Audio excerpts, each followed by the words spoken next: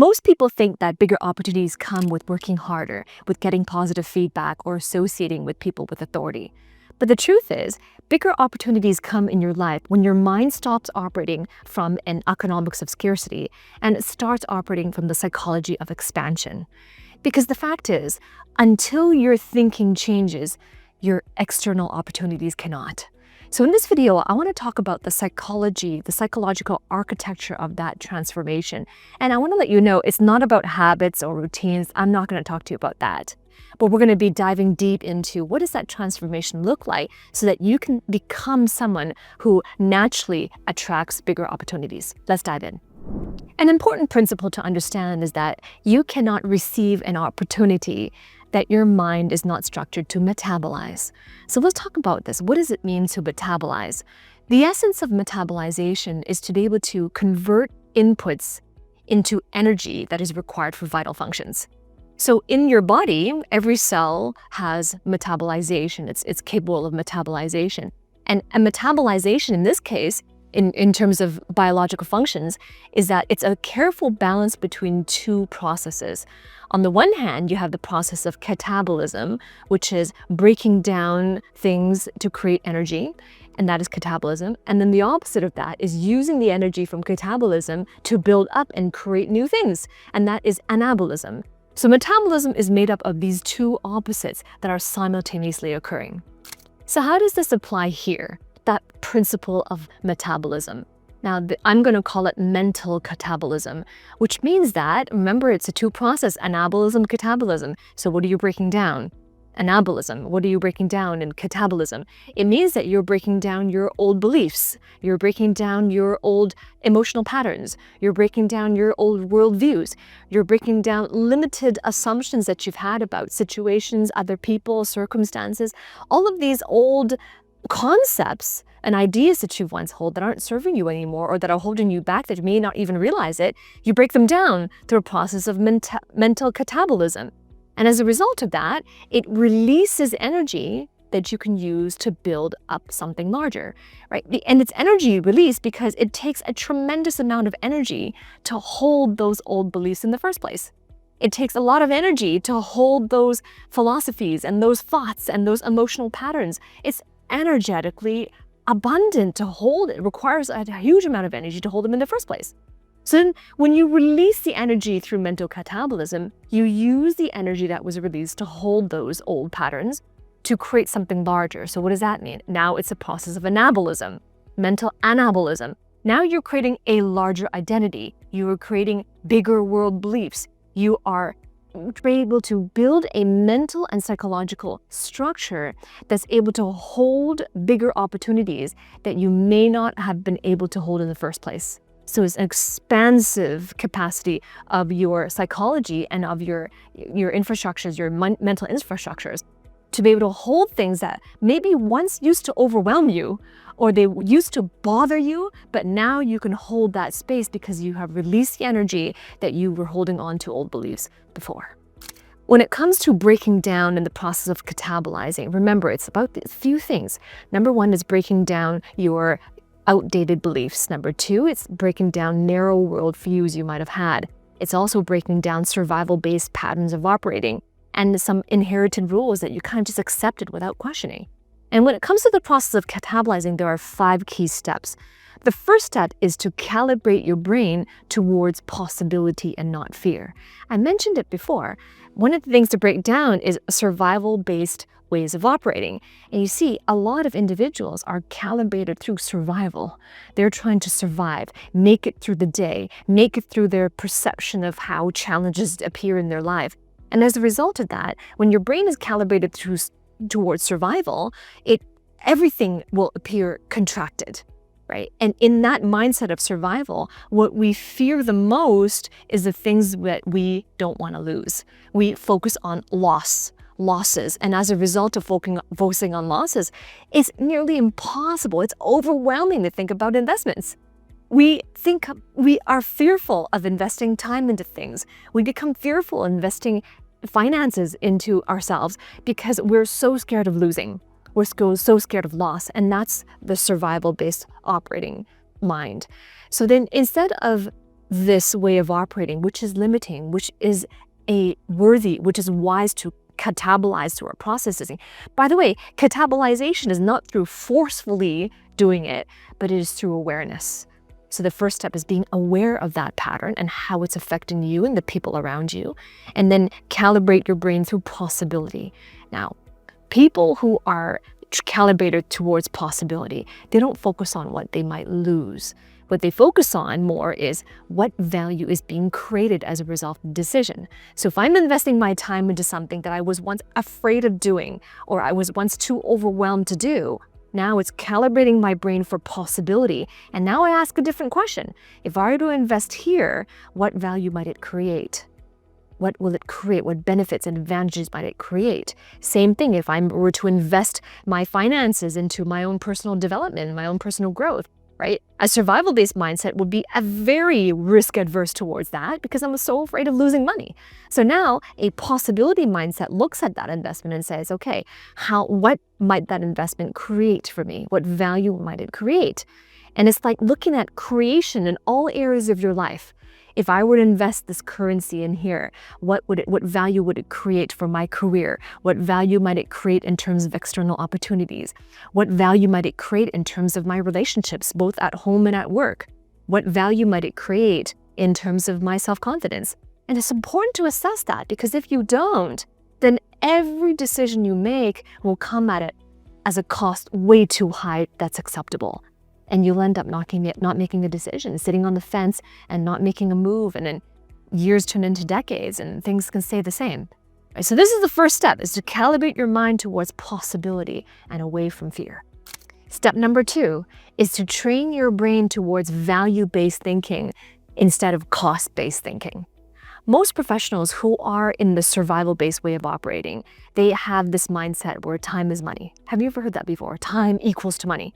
Now, if time is money, what that means is that there's an equality between the value of time is the same as the value of money. Now, if you believe that, then it's going to cause you to make all sorts of decisions. You're going to value your time equal to money, which means that if you need to invest your time in something where the result is a longer-term result, it's going to be very difficult and sometimes overwhelming to do so, because that investment will feel expensive, because time is money. Now, leadership-savvy individuals understand that time is not money. What they understand is time is infinitely more valuable than money. If you think about it, money is a renewable resource. You can always make another dollar. If you spend it, it comes back to you if you learn the economics of value creation. But time is a non-renewable resource. It's way more rare than money, and life itself is made up of time. It's the most valuable of all resources. So think about it this way. If you understand the time value, the value of time, then your decisions and your actions are going to be very different. Instead of focusing on, well, how much is this going to cost me in terms of finances? How much is it going to cost me in terms of my focus, my time? You're going to be thinking instead, what value is this going to create for me? And how could I not afford to utilize some of my finances to buy back some of my time so that I can have more time in abundance? And in doing so, that investment in finances is going to be well worth it, right? If I could invest some of my finances to be able to learn quicker how to lead a team, how to learn quicker how to grow a business, how to grow my career. If I could learn this quicker through an investment of finances, guess what? It saves me months or years, sometimes decades.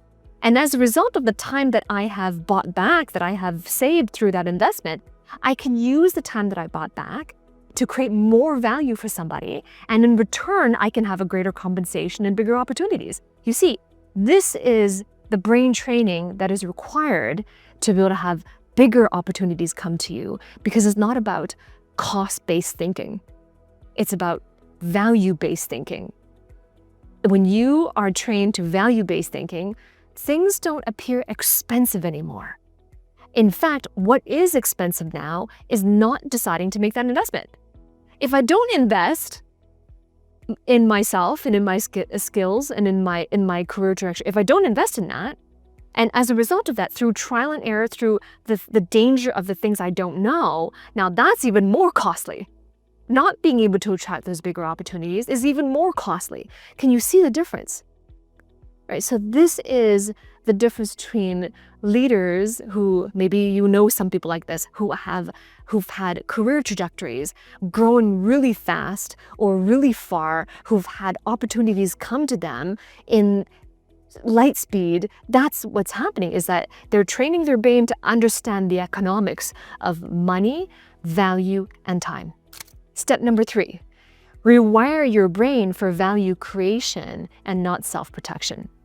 Again, this comes back to the survival-based mindset of operations.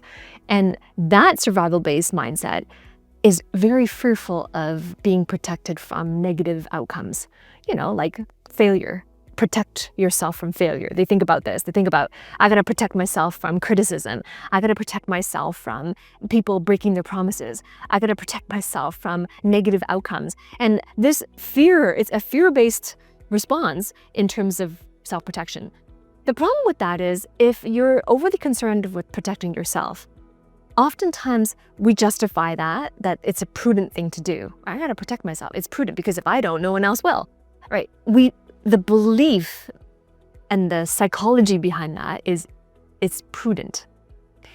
But what you're not seeing is that so long as I'm concerned about self-protection, I'm not going to be creating value. And this is the shift, the mindset shift and transformation. Instead of thinking, how can I protect myself from failure? Savvy leaders are thinking, how can I create values? How can I create greater value for others? And it's a possibility mindset as well. What's possible as a result of me? What new possibilities can I create because of my involvement? And you see, it's a very vulnerable position. Because you can be vulnerable to criticism. You can be vulnerable to people disagreeing with you. You can be vulnerable to failure, things not quite turning out the way that you expected them to be. It's a very vulnerable position, and it's challenging as a result of that. So that's why it involves courage, a commitment.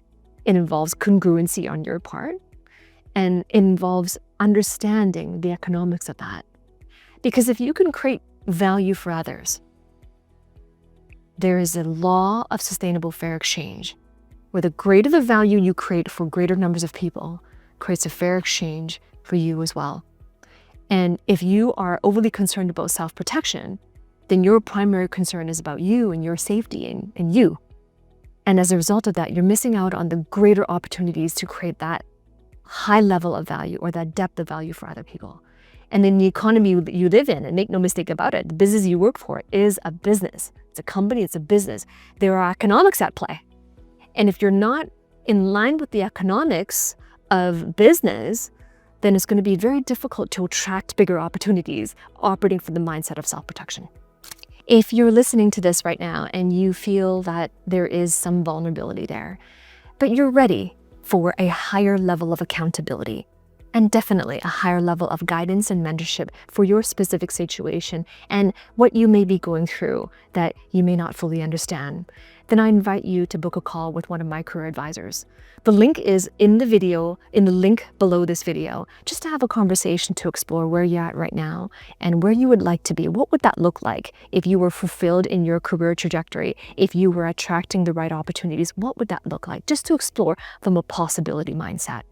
And if it's a right fit for you and a right fit for us as well, then you'll receive an invitation to come into my mentorship program.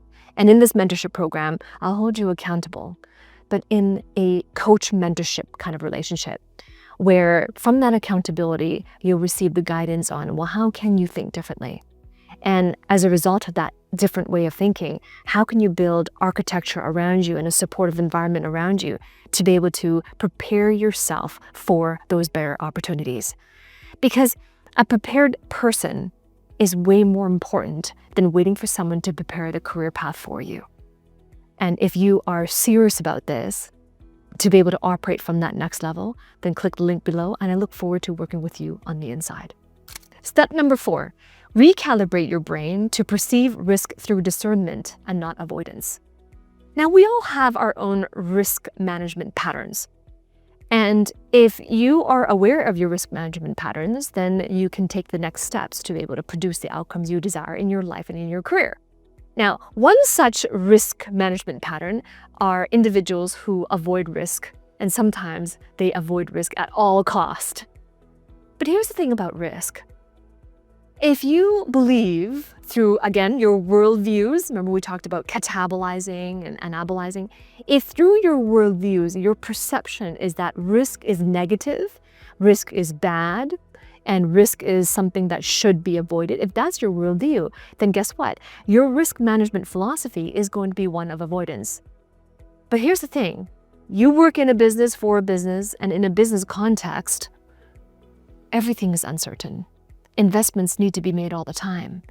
And when you're creating fair exchange and the economics of that, risk will inevitably be involved. Now, if you're a risk avoidance, anytime you take an opportunity or move towards an opportunity that's different from the one you have right now, what's inherent in that is a risk. So can you see how the desire you have to set goals towards this particular opportunity, that desire may be offset by your risk avoidance operations. So this is where it's important. Instead of avoiding risk, and especially instead of avoiding risk at all costs, what if you can rewire your brain and recalibrate it towards discerning instead? Can you develop the skills to discern risk, not to avoid them, but to discern them? Because while in a business environment, risk is inherent in decisions, especially the higher up you go in an organization, the greater the uncertainty, the less and less information you have, therefore, the more inherent risk. So to prepare yourself for those opportunities, how might you be able to discern risk instead of avoiding it? So what does discern mean? Discernment means to be able to evaluate with objectivity and with prudence and congruency. So that is discernment. And that is a skill that is learnable, that is you're able to develop that. But if you're unable to develop it from who you are now, which is why the first step is that recalibration. And once you have the recalibration of the mindset, the mental architecture, and you have catabolized all of your old worldviews, then that opens the mental architecture for you to develop the skill of discernment. Step number 5, retrain your brain's relational elevation.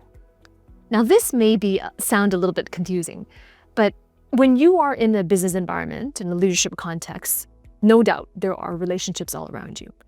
You have relationships not just in your immediate team, but relationships that are meaningful that you have not yet developed, but they are going to be important to develop for your career growth and your personal development as well. And in a business environment, especially when you are working in your career and you have your roles and you have your teams, it's a competitive environment. Sometimes an opportunity exists where they're going to select one person for it and all the other candidates won't be able to get it, but just one candidate gets that opportunity. And so it can feel like a zero-sum game. And as a result of that competition, it's easy to see people as competitors. It's easy to see people as enemies. It's easy to see people in that light. And as long as you see people as your competitors, as your opposite, as your opposition, as long as you see people that way, it's going to be one of relational extraction, right? The way you operate is necessarily going to be one of extraction, where you will form relationships and you will be motivated to continue nurturing those relationships if they were to benefit you. But if they weren't benefiting you, it would not motivate you. You wouldn't feel incentivized. Right? It creates that mental architecture if that's how you view relationships, right? As candidates, as people who are your opposition, as people you need to win over, and so on and so forth. Right? And you see, this type of relational management, the extraction one, I need to extract value from this person. If this person is not going to be useful to me, then there's no need to develop a relationship with them. If that's the attitude, if that's the mindset, and it's really an unconscious mindset, really, I don't believe that people choose to behave that way, but it's a default mode. It's a default. And if that's your default, if that's how you've been operating, whether you're aware of it or not, it's really difficult to build relationship equity, like equity in your relationships. And Equitable relationships are the ones that are meaningful. They're the ones that have sustainable fair exchange. And absent that, then yeah, you're looking at zero-sum games and oppositions and competitors and so on. So this is where it's important to change your relationship with relationships. See them as elevation and not as extractions. Because people are there and they're going to be different from you. They're going to have different perspectives from you. And yeah, and as a result of that, that can create and cause friction and conflict. But as long as you are looking to create a fair value, exchange of value, then you elevate relationships and you build equity instead of looking to extract value from it and feeling discouraged and overwhelmed if they don't. Right? So these are the 5 steps to train your brain, rewire your brain to attract bigger opportunities. Bigger opportunities don't come into your life just simply because you want them.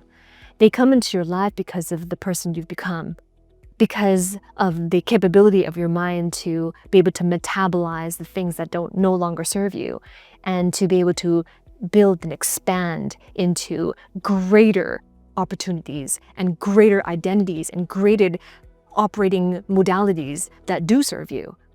And the greater your mind that is able to do so, the bigger the opportunity that you will be able to attract. The size of the opportunity depends on the size of the mind that is capable of that type of metabolism.